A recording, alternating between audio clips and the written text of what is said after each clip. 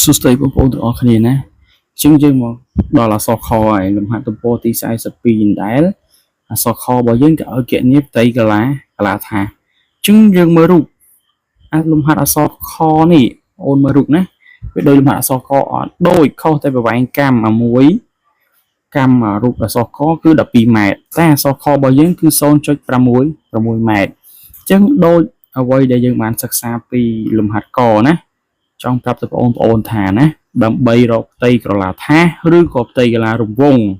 បានទី1បងប្អូនត្រូវតែចាំរូបមន្តសិនណាជំហានដំបូងទៅចាំរូបមន្តថាតើផ្ទៃកាឡាថាសនិងផ្ទៃកាឡារង្វង់មានរូបមន្តស្មើនឹងអ្វីណាទាំងអស់គ្នាទី1ទី2បងប្អូនត្រូវតែស្គាល់កម្មនៃរង្វង់នេះកម្មរង្វង់ដែលគេឲ្យនេះគឺ0.56បន្ទាប់មកបងប្អូនទៅធ្វើប្រមាណវិធីគុណជាចុងក្រោយទៅយើងដឹងហើយធ្វើប្រមាណវិធីគុណឬក៏បូកដកចែកតាមរូបមន្តដែលគេឲ្យហ្នឹងមកណាអញ្ចឹងយើងមើលទាំងអស់គ្នាគេឲ្យយើងគណនាផ្ទៃកាឡាថាសអញ្ចឹងផ្ទៃកាឡាថាសស្មើអីយើងសេមកផ្ទៃកាឡាយើងតាំងដល់អក្សរ S លេខបញ្ជាក់ប្រាប់បងប្អូនណាតាំងដល់អក្សរ S ក៏បានតាំងដល់អក្សរ A ក៏បានអញ្ចឹងផ្ទៃកាឡាស្មើមកហើយគុណអីបាទគុណឲ្យកម្មគុណឲ្យកម្មនឹងកម្មអីកម្មរង្វង់អត់មានកម្មអទេសកម្មអីទេគឺកម្មរង្វង់នៅរូបអក្សរខដែលយើងបានបង្ហាញណាបងប្អូនណាជាងយើងទៅសេជាអក្សរ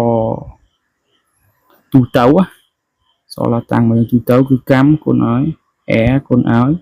a តោះបងប្អូនគ្នាកន្លែងហ្នឹងជាងយើងចាប់ដើមទៅមើលតើ a របស់យើងស្មើប៉ុន្មានឬក៏កម្មរបស់យើងនឹងស្មើប៉ុន្មាន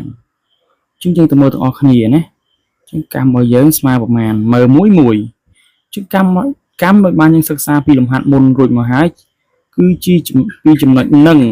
នៃចំណុចនឹងបែបនេះចំណុចនេះហៅថាផ្ចិតរង្វង់អបផ្ទៃប៉ះមកខាងនៃរង្វង់ជាងកម្មរបស់យើងស្មើនឹង0.66ម៉ែត្រណាបងប្អូនតោះឡើងឲ្យតទាំងអស់គ្នាណាជាអក្សរផៃរបស់យើងជាទូទៅពេលខ្លះយើងស្មើ 3.14 ឬក៏ស្មើប៉ុន្មាន22 លើ 5 7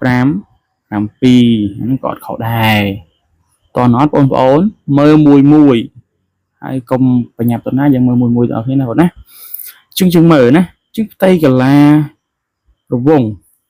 របស់យើងស្មើអ្វីស្មើផៃរបស់យើងស្មើប៉ុន្មាន 3.14 តទៀត 3.14 គុណនឹង